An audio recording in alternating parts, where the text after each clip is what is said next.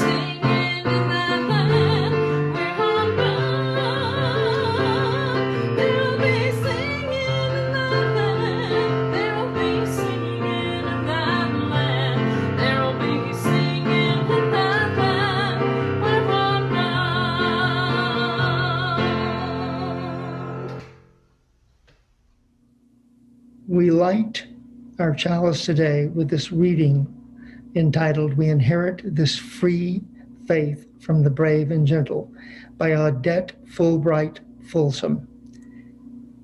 This light we kindle is set in the lamp of our history. We inherited this free faith from the brave and gentle, fierce and outspoken hearts and minds that have come before us. Let us be worthy inheritors of this faith, and through our good works, pass it boldly to the next generation.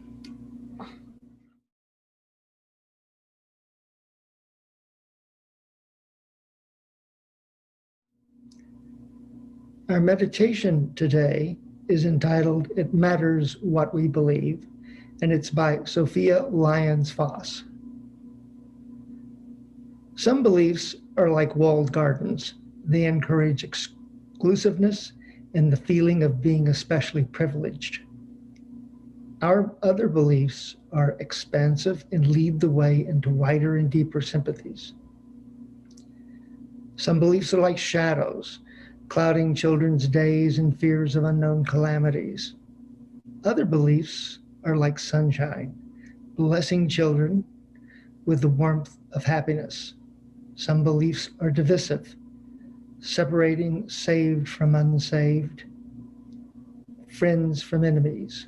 Other beliefs are bonds into the world community with sincere differences, beautifying the pattern. Some beliefs are like blinders, shutting off the power to choose one's own direction. Other beliefs are like gateways opening wide vistas for exploration. Some beliefs weaken a person's selfhood. They blight the growth of resourcefulness. Other beliefs nurture self-confidence and enrich the feeling of personal worth. Some beliefs are rigid, like the body of death, impotent in a changing world.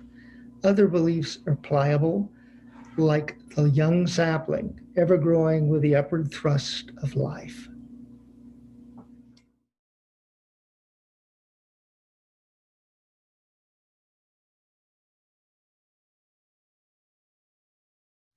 Please join us in singing number 1023, Building Bridges.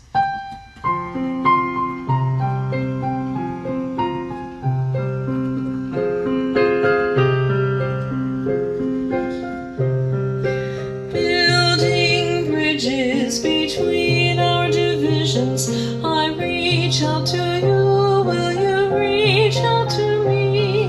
With all of our voices and all of our visions, friends, we could make such sweet harmony. Building bridges between our divisions, I reach out to you, will you reach out to me? With all of our voices and all of our visions, friends, we could make such sweet harmony.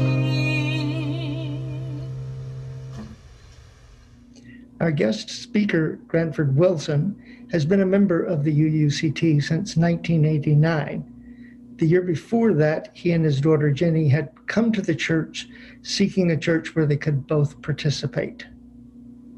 Interest in history led him to teach the subject for 33 years in public schools and community college. Around the year 2000, he got to know Betty McClure Lee, a former member of the church since 1957.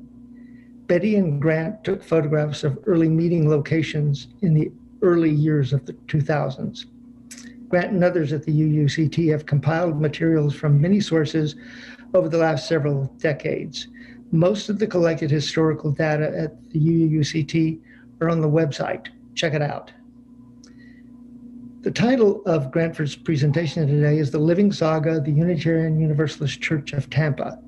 He describes it as a short summary of the saga of the UUCT growth from 1954 to the present. And now, Grantford Wilson. Good morning, folks. My name is Grant Wilson, and I'm a longtime member at the Unitarian Universalist Church of Tampa. And I have been working on making a presentation of some of the history, an overview of the history of our church. And so I'm going to spend a lot of time having to look at the notes because it's fairly long and complicated. I would prefer to be looking at you, but it's the way it is with these situations and times. Okay. The living saga of the Unitarian Universalist Church of Tampa. What history is and is not our ongoing story.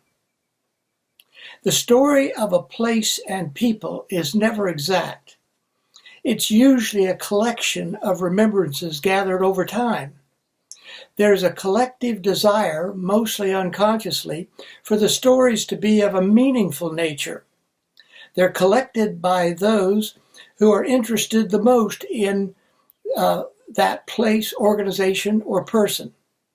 People with divergent views are underrepresented. Most organizations intend to keep good records over time, but few seldom do. Thus, record keeping, names, places, events become sketchy over time. Memories by elders fade, becoming more vague as time passes.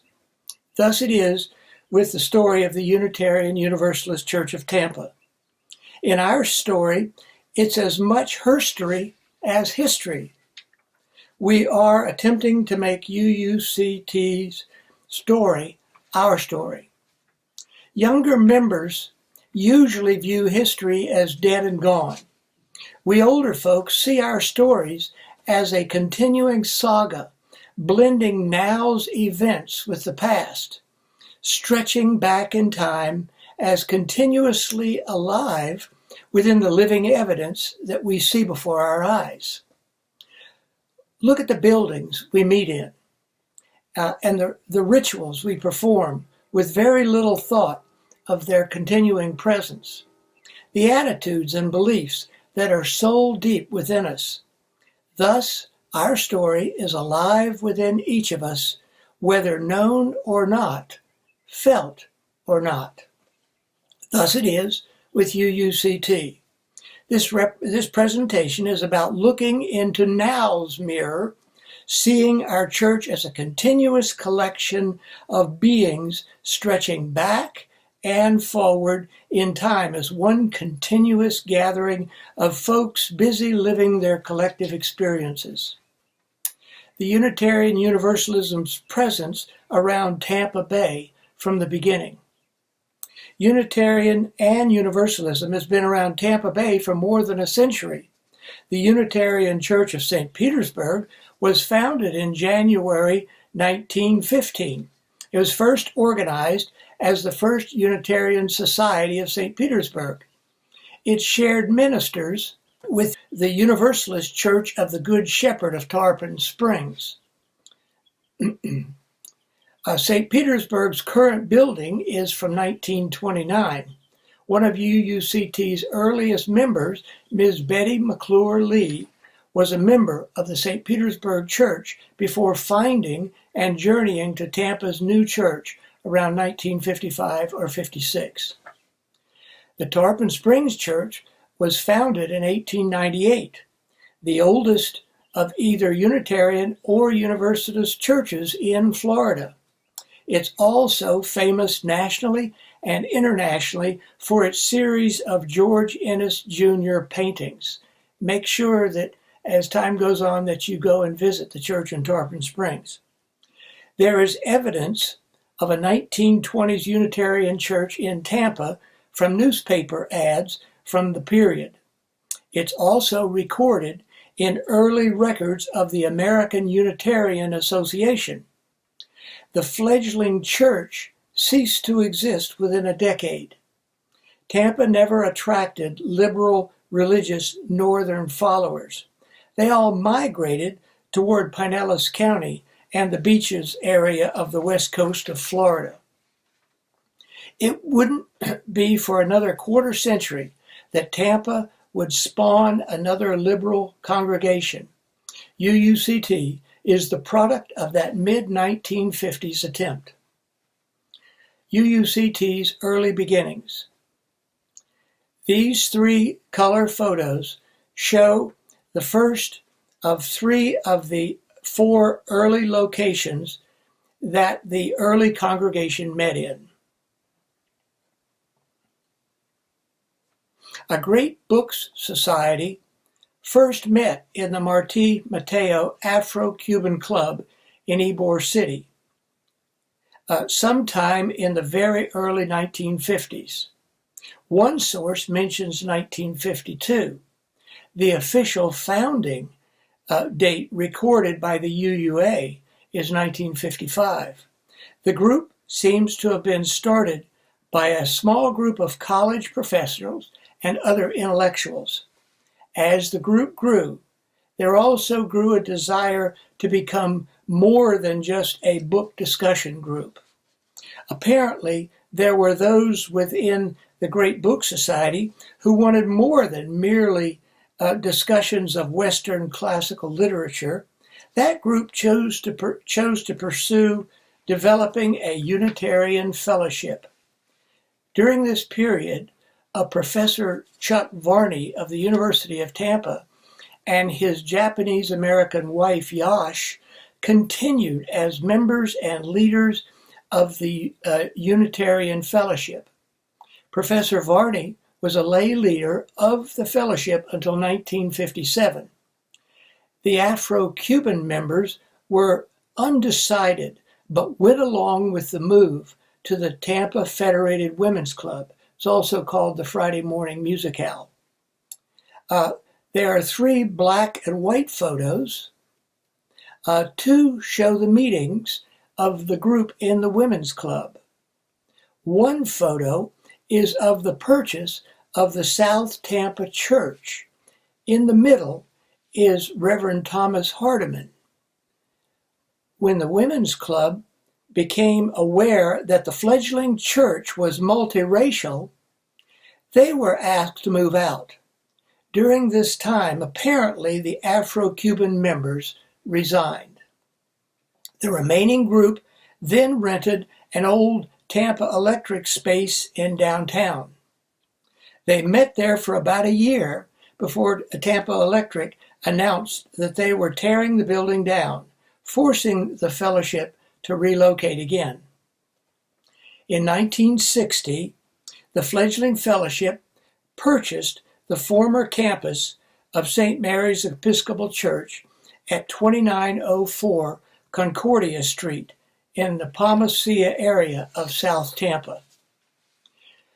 During the church's sojourn from 1960 to 1972, several ministers were called to lead the congregation known as the Unitarian Fellowship of Tampa. By the way, these were all part-time. Dr. Reverend Thomas Patrick Hardiman, a former Church of Christ ordained minister, was hired from 1959 through 1961.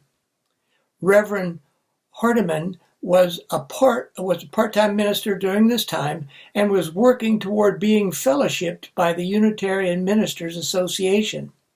In 1960, his application for fellowship was denied. In 1961, Reverend Hardiman resigned when the Tampa Unitarian Fellowship, by a 2/3 vote of the membership, rejected Reverend Hardiman's further employment. In August of 1963, Reverend Richard Woodman was called as the Unitarian Fellowship of Tampa's new minister. During his tenure, the congregation became very socially active. He and several members participated in the Martin Luther King's in his Selma, Alabama Voting Rights March. Reverend Woodman also served on 7 civil rights and social action boards within Tampa. In the late 1960s, Reverend Woodman was forced to resign after supporting a homosexual service member at MacDill Air Force Base. He was also labeled as a communist by the Tampa Tribune newspaper and conservative groups within the community. He resigned in 1969. Next, Mr. Adrian Malott was hired in 1971 as a part-time minister while earning his PhD in physics at the University of South Florida. Lay minister Malott led the church until 1978. During his time as part-time minister, the church purchased property in northeast Tampa in 1973. The original address was 11404 Davis Road, but later they changed it to 11400 Morris Bridge Road. Minister Malott was instrumental in facilitating the church's move, emphasizing that most of Tampa's growth was in a northerly direction. About 2/3 of the congregation moved north, 1/3 remaining in the South Tampa building. The South Tampa location changed their name to All Souls Fellowship of Tampa and lasted only a few years before dissolving. The North Tampa Church initially had services in the Tyrone Private School on the new property. In 1974, they purchased and built a Buckminster Fuller geodesic dome, a dome kit. During construction in good weather, services were held in the unfinished structure. Church life during this period was quite rustic.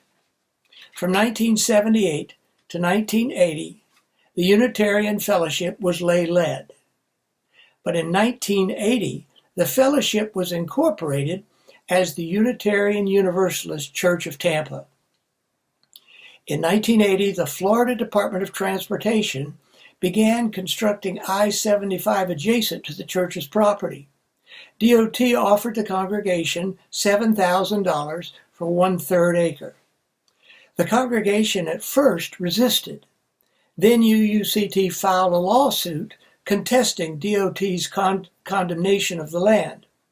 A freeway, they believed, would change the whole atmosphere of the property from a quiet, meditative woods to a noisy urban location. Shortly before the case was scheduled for court, the DOT settled and paid the church over $70,000, which reduced the original 5-acre purchase to 2.5 acres. With DOT money in the bank, the church decided to call a new minister, using the account to cover the shortfall until membership could increase and pledges raise the financial base of the church. In 1980, Reverend Mike Young was called as the very first full-time minister. He served for 13 years until 1993. These were the growing years, reaching over 100 members. Reverend Young was deeply involved in the Tampa Bay area. The Tampa Human Rights Council was especially dear to him. Many church members, past and present, have been and are members of the council. Reverend Young was part of the group of Tampa ministers, mostly African American, who helped Reverend Sharon Streeter in founding the Hillsborough Organization for Progress and Equality, referred to now as HOPE. Reverend Young's wife, Nancy Young, was a notable artist and sculptor in Tampa.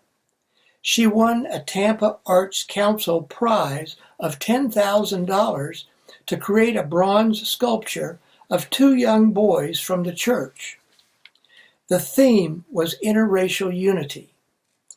The statue stood in Curtis Hickson Park for over a decade. It's now located at a soccer park in New Tampa. The small dome and the Tyrone School were both on the church's campus, with the school housing Sunday religious education. Both Reverend Young's office and the church office were in the north half of the small dome. Sunday services were held in the south half as a sanctuary, meeting there from 1974 to 1988. Reverend Young presided over the construction of the new large dome that we now meet in. Present member Marla Frazier was on its building committee. I'm sure she would relate some interesting stories about the sanctuary's construction. I guess we'll have to ask her more. In 1973, Reverend Mike Young submitted his resignation. He had accepted the invitation from the Hawaii UU Church to be their full-time minister.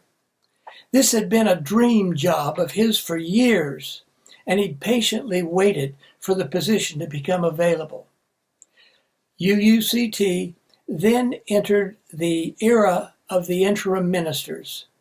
Their purpose was to transition a congregation from one minister to a new one. The interim minister, Reverend James McKinley, served from 1995 to 1997.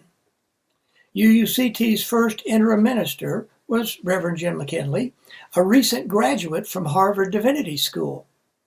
He ministered to our needs for 2 years. Reverend McKinley did an exceptional job of preparing us for a new settled minister, whomever it would be. Oh, an aside here, he and former Reverend Mike Young had been the only ministers UUCT has had with young growing families. Next was Reverend Barbara Childs, You can see the photograph here. And she was from 1997 to 2001. Reverend Childs was hired as Tampa's full-time, UUCT's full-time minister in 1995. She had recently been the interim minister of the UU Sepulveda Society in California. Her full-time career before entering ministry had been as a law professor. She worked at the law school at Kent State University in Ohio. She witnessed the Ohio National Guard shooting of many Kent State students during their peaceful anti-Vietnam War demonstration. Reverend Childs, in one of her sermons, mentioned how affected she was from the incident and that it changed the direction of her life and career. UUCT slowly grew during her ministry. She was quite socially active in Tampa as a member of several social action groups, including HOPE. She led many of we congregants in HOPE's Dobyville March for recognition and help from the city of Tampa. It had been a thriving black community in Tampa.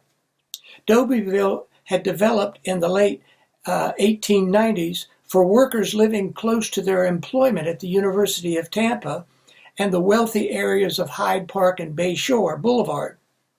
The city had rezoned the area as a warehouse district, with the remaining residential areas becoming reduced by more than half.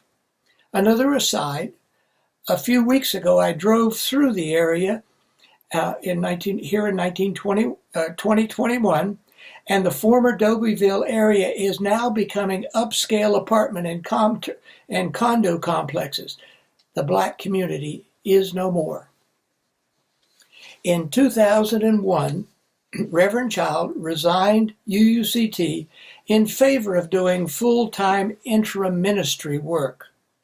She served UUCT well, bringing us through the new millennium.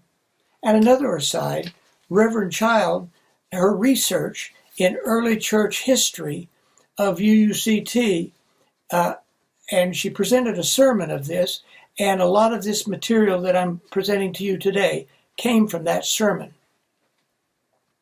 Interim ministers, Reverend Charlotte Selesky and Reverend Clyde Grubbs, from 2001 through 2003. It was interim time again here at UUCT. In 1999, Reverend Charlotte Selesky ministered to us for almost a year. She presented quite good messages to us on Sundays. Unfortunately, due to medical reasons, she resigned after less than a year. Within months, Reverend Clyde Grubbs was hired for another year to transition the congregation yet again toward another settled minister. Reverend Grubbs was a long-time UU minister with vast experience. He was a calming influence on the church's somewhat unsettled experiences of the previous few years. He prepared us for the hiring of the next settled minister by working on the organizational structure of the church. He prepared us for whomever would be hired next. Little did the church know its new minister would be his wife.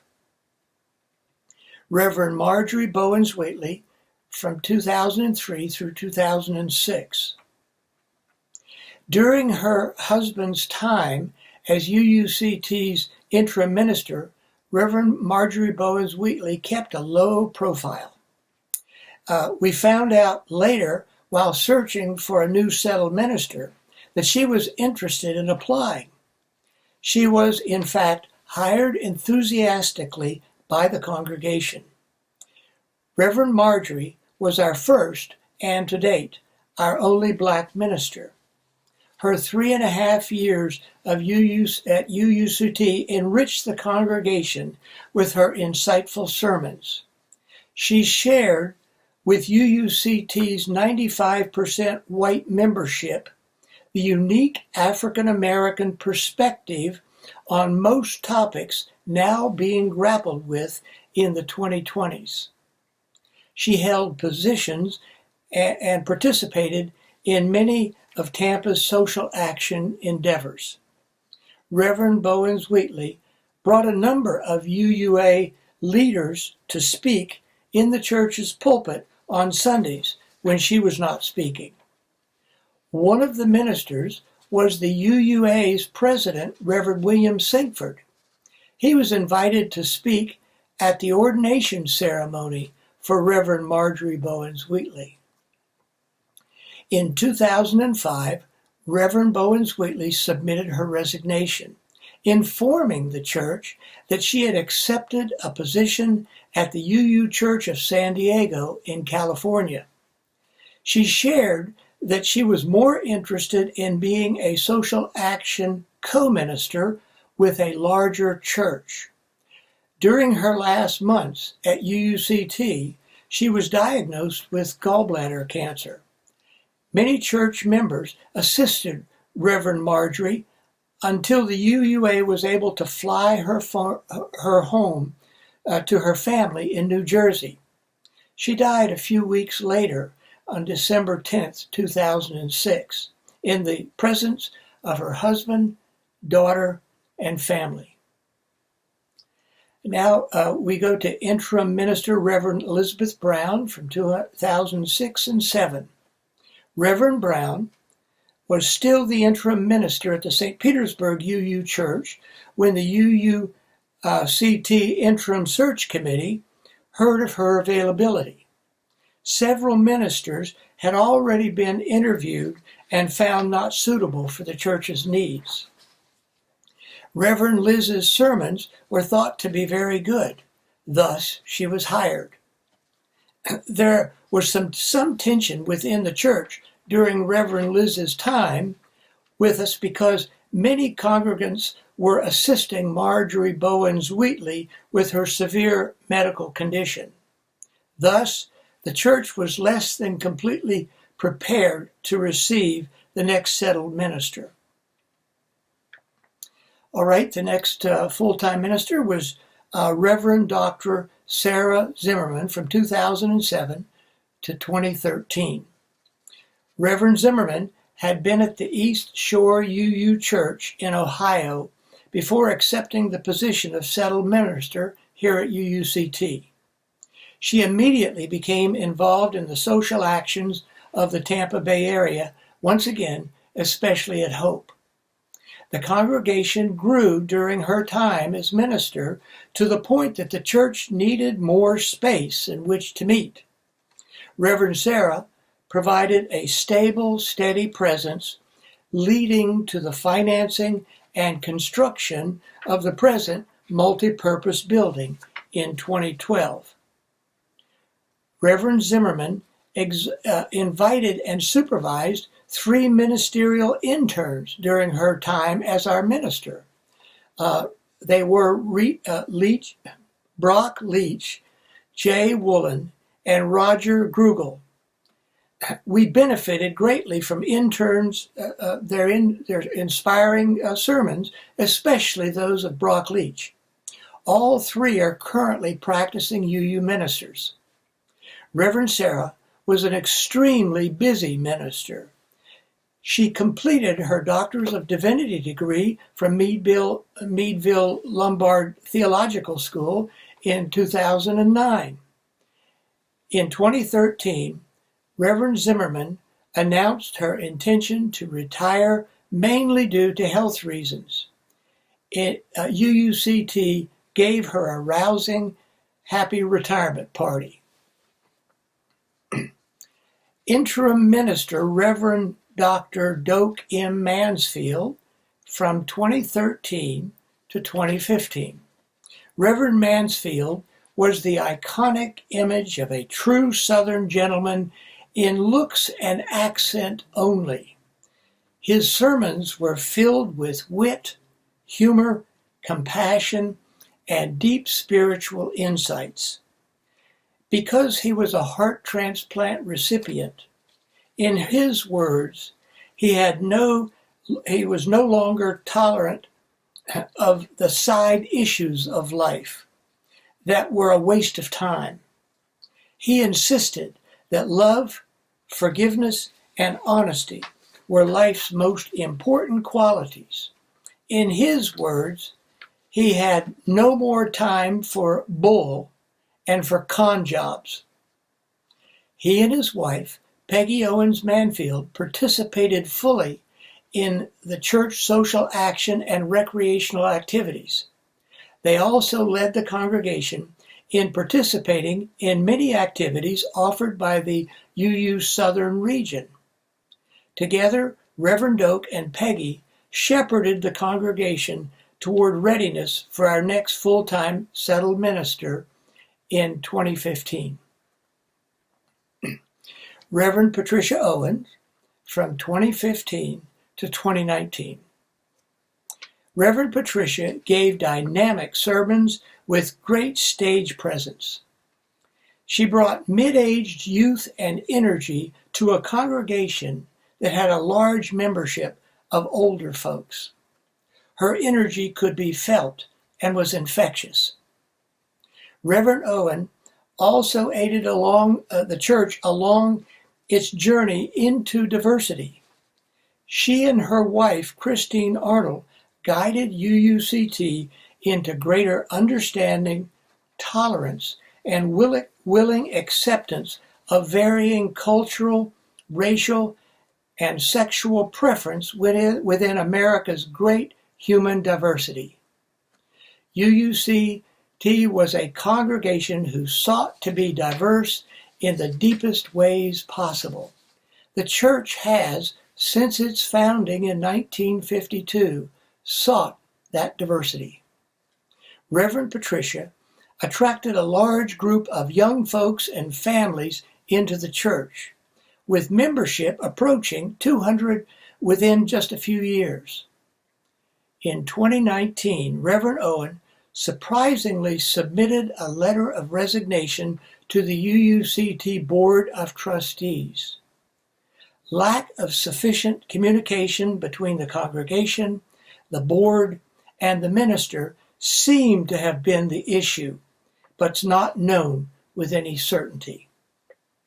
A significant number of new members also resigned, just as UUCT was entering a national and worldwide health crisis. COVID-19 pandemic from 2019 to so far 2021 and beyond. In late December 2019, reports were appearing of a strange new virus in China. It slowly began spreading elsewhere. Little did humanity know that within 2 months, a highly virulent virus, COVID-19, would spread worldwide, throwing the planet into sickness, death, and economic chaos. As of this presentation in April 2021, the U.S. has been in various stages of lockdown, mild to severe.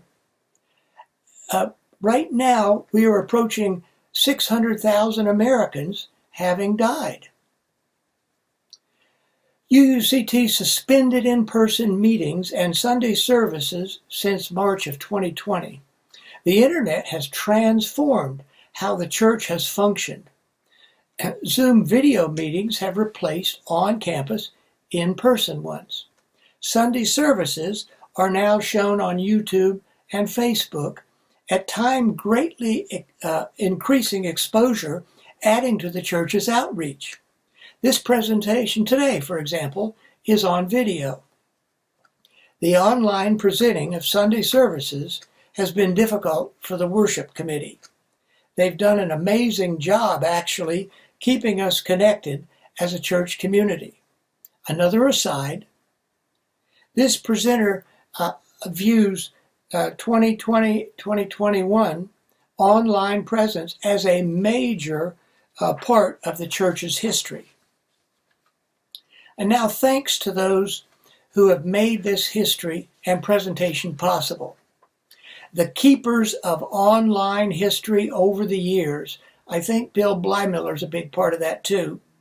Reverend Barbara Child's sermon on UUCT history, Diana Stevens for advising, looking up stuff, editing, typing, and listening to me gripe, Linda Turnipseed for photos, advice, communication, and computer magic, Carolyn Adler for lending equipment and recording the presentations and adding photos, Phil Hildreth and Elise Richardson for production of the online service, and the worship committee for preparing the service, Kim McDonald for rescuing pictures from the 50th anniversary display in the small dome, and Jean Pizzo and Diane Gainforth for providing photographs, and all others who were asked questions along the way. When we get together back on campus, I'd like to form an adult RE group to continue correcting, creating, and researching UUCT's history, herstory, as our story. We want to get together to talk, organize, write things down, label pictures, and tell it like we think it was. Be thinking about it.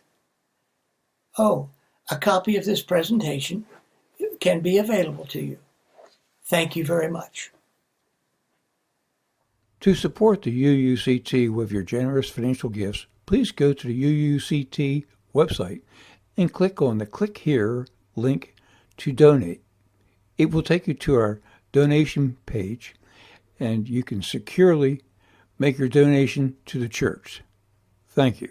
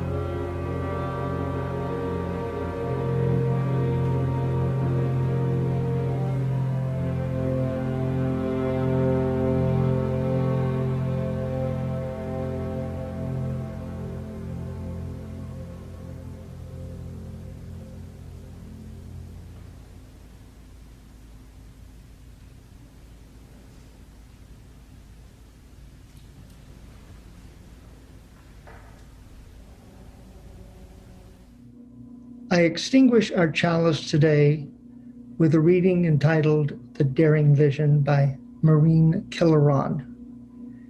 We extinguish this chalice flame, daring to carry forward the vision of this free faith, that freedom, reason, and justice will one day prevail in this nation and across the earth.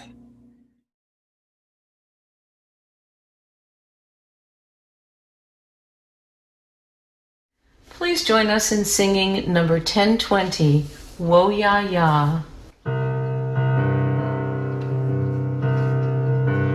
We are going, heaven knows where we are going, but we know within, and we will get there. Heaven knows how we will get there, but we know we will. It will be hard, we know, and the road will be muddy and rough, but we'll get there. Heaven knows how we will get there, but we know we will. Oh yeah, yeah, oh yeah, yeah, oh yeah, yeah, oh yeah, yeah. We are going, heaven knows where we are going, but we know within, and we will get there. Heaven knows how we will get there, but we know we will. Oh yeah, yeah, oh yeah, yeah, oh yeah, yeah, oh yeah, yeah, oh yeah, yeah, yeah, yeah, oh yeah, yeah, yeah, yeah, oh yeah, yeah, yeah, yeah, oh yeah, yeah, yeah, yeah. Thank you for attending this service. I hope your week will be one full of physical well-being and spiritual growth. Go in peace.